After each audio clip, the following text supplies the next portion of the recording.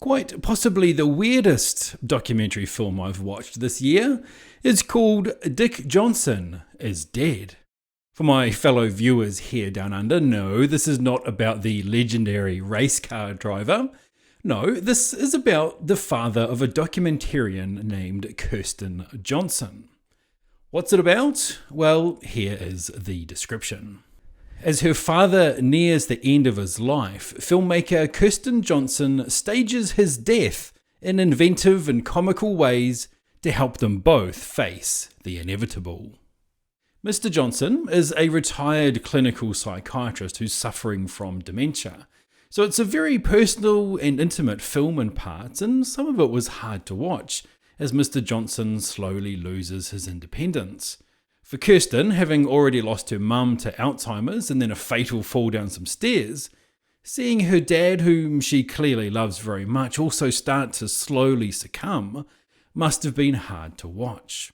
The film lets us into their world and has quite a few poignant moments. Coming from a messed up, broken family myself, it was heartwarming to see what kind of love can be experienced in a family unit.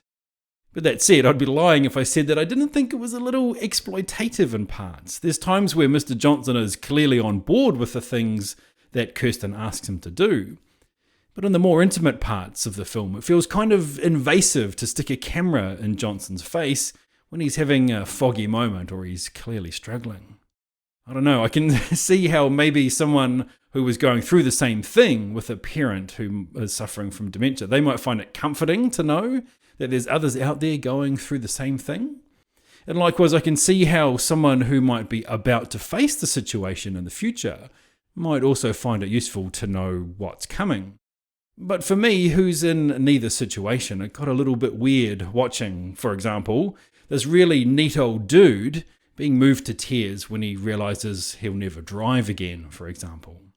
Also, for me, the fantasy sections and the fake deaths didn't really make sense, and I'm not quite sure the purpose that they served by being included, apart from adding some dark comedy to soften the blow of a truly heartbreaking story.